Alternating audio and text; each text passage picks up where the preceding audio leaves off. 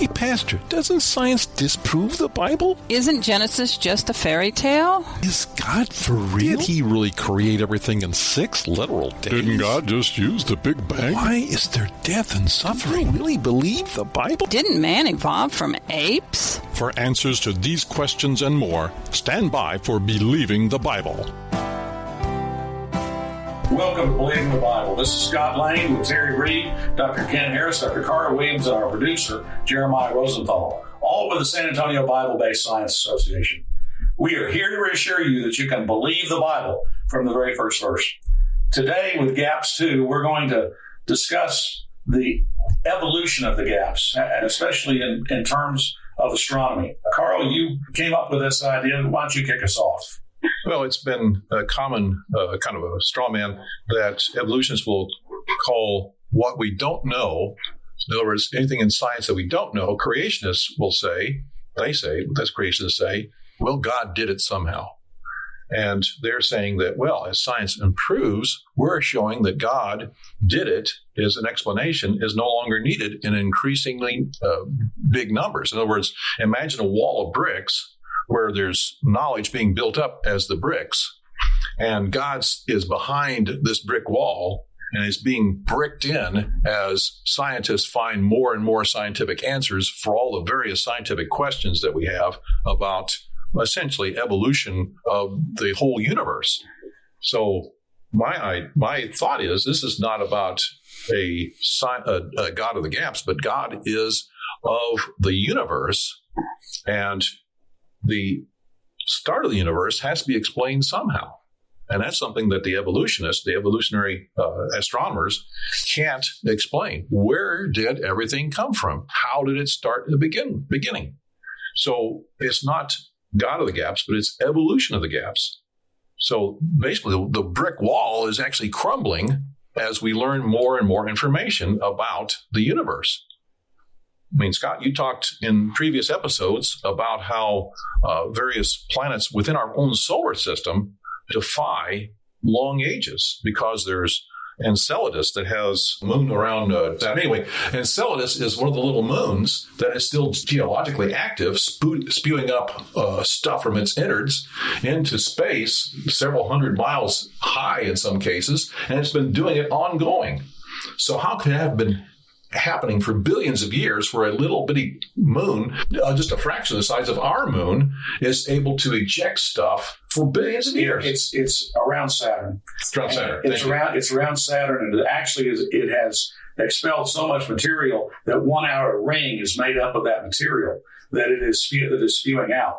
And the simple thing is, if this has been going on for 4.5 billion years, when the whole solar system is supposed to have come into being, that little planetoid could not have expelled that much material. It doesn't have that much material. That's right. That simply defies explanation. Yeah. In terms of what we're seeing with the JWST, the James Webb Space Telescope, it hasn't just brought a gap into your supposed wall or dam for the evolutionary theory. It has blown every brick down to where, just like the temple in Jerusalem, nothing is standing. Good science is supposed to be predictive. What they were looking for, and why they made an infrared telescope, was to look at the deep red things that are moving away from us at the very far edges of the universe. What they expected to find was a 400 million year period after the Big Bang, which with the most distant galaxies or whatever, that they find nothing, because they believe that there was a 400 million year gap in which the whole universe was so hot that everything was plasma. And therefore, there would be no galaxies, no planets, no stars, no anything, because everything was just plasma. Well, they not only have found mature galaxies, not newly formed, not young galaxies, but fully formed, mature galaxies the size of our Milky Way within 200 million years of the supposed Big Bang going off. That blows up their entire system. Now, they're trying to cover it, as they always do, with all sorts of invisible bricks, as you describe in your writings. These invisible bricks are, well, maybe the universe isn't 13.8 billion years old. Maybe it's 26 billion. They are blown up in terms of that, and that is not just a huge gap, that's a chasm. And the current named evolutionary model of Big Bang is the lambda cold dark matter model. whoa, what does that mean? It means that, well, you can't explain it with what you can see, so there must be stuff we can't see. So that'd be dark matter, and dark matter makes up over 85%. Well, between dark matter and dark energy, you're making up, so they say, 95% of everything. 95%. And only 4 to 5% is the physical stuff that we can see. They did that, and again, this is one of those Band-Aids, because when they got into the expansion of the universe and watching the motion of distant galaxies, there started to be some real problems. Number one, what's making the universe expand? What makes it accelerate, in fact? Well, they had no answers in Newtonian physics, so they came up with dark matter. There must be more there than we see. And then they saw, wow, these galaxies are rotating faster on the outside than they are on the inside, and therefore they should just be all wound into weird, they should have wound themselves up into weird circular things that we don't see. We see beautiful spirals at this point. Well, if it's been around for 13.8 billion years, why is that not true? Well, we have the new tooth theory of dark energy that comes in to explain that. Incidentally, there are other cosmologies which show that we don't need dark matter or dark energy. But to keep their faith in the Big Bang, in that we all came from nothing, if we are all an accident, they keep putting these Band-Aids that are insufficient onto it. So what is the actual cause, the first cause, from a naturalistic point of view? Does anybody have even a reasonable idea? You're listening to Believing the Bible.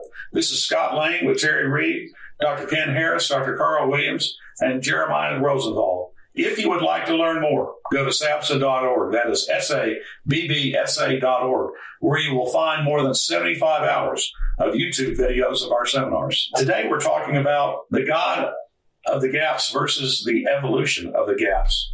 One of the interesting things that you just said, you posed the question of what? Well, what is the explanation for the first cause of the universe? You know, this has been explored since the time of Aristotle. Aristotle had a simple proof of the unmoved first mover. And the unmoved first mover, it turns out, was a logical explanation that there had to be an entity that created it all. We call that God. He didn't know what to call it. But that is an ancient logic proof that the evolution of the gaps is trying to ignore. Everything that has a cause has to have a causer. And the Big Bang doesn't answer the causer side of the equation. Well, a scientific law would be everything that has a beginning has a cause. And they have no logical explanation for that. Something had to cause that. But there is nothing there for them to argue. You talk about a gap in their thinking or their reasoning.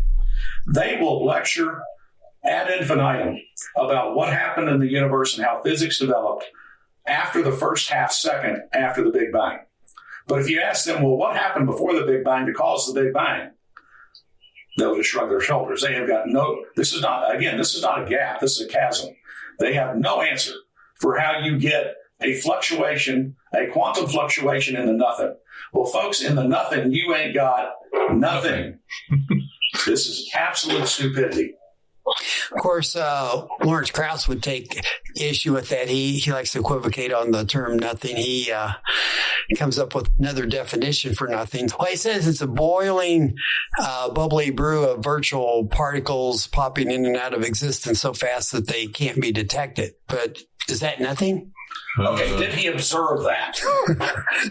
Have we ever observed that? No, that's the grand part of where they don't own up to the fact that they're no longer within conventional science. There's origin science, and then there's the conventional science that have made our TVs and radios and everything else. And everyday conventional science can be worked on, can be observed. But the things that they lecture on as if they know it, they don't own up to the fact that this is not conventional science. It is theory. It is ideas. And they look on those things as if it's faith. Well, and I'm fascinated, too, and you think about the fine-tuning of the universe for life.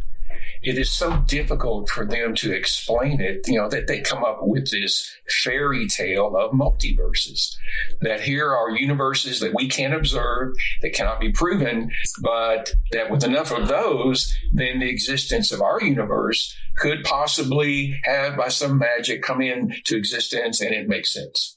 That's a dumb Band-Aid.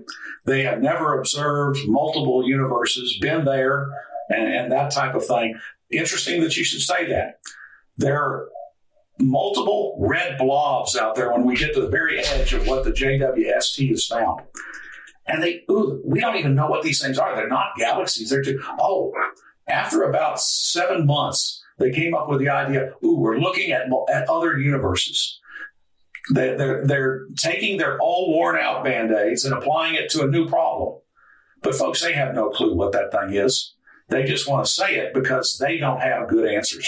Secret of atheism, that they are having difficulty with their gaps, but they always say that science will eventually explain it, no matter what the problem is. That's faith. Faith. Is that what that is? Okay. Yeah. So it's a faith statement, and we are ridiculed for having faith in a God that has evidence, being of the Bible itself, the Word of God, and all of the historical documentation it has provided us over the years, and the science that is embedded in the Bible that can be proven over and over again. Yet we're saying that scientists will eventually solve the issue of first cause for a naturalistic universe. That shows an imminent amount of faith that they have in evolution. Frank Turek has written a book called I Don't Have Enough Faith to Be an Evolutionist. And really, that's what we're talking about here today, is their ultimate faith versus our faith. Information for creation events in our area are on our website's calendar page. For more information or to schedule a presentation, go to sabsa.org or call 210-599-7240. When you go to our website, you can click on a link to our newsletter. Our website has a link for contact information on which you can order our newsletter to be emailed to you, or you can call us. Also go to whyshouldyoubelieve.com. That is Terry's website containing articles looking at current day issues from a biblical perspective. SABSA meets the second Tuesday of each month at 7 p.m. We are now meeting at Faith Lutheran Church just south of the corner of Jones Maltzberger and Thousand Oaks. There you will find biblical apologetics and creation science teaching found nowhere else in Bexar County, as well as the availability of books and videos on these important subjects. If you missed any part of this show, you can listen to the show anytime by going to the AM 630 KSLR, the Word in South Texas website. Click on KSLR Podcast, scroll down until you find Believing the Bible. Please join us again next Saturday for Believing the Bible. I'm Scott Lane, and for Terry Reed, Dr. Carl Williams, and Ed Salterville, thanks for listening. And we hope you found today a reason to believe the Bible.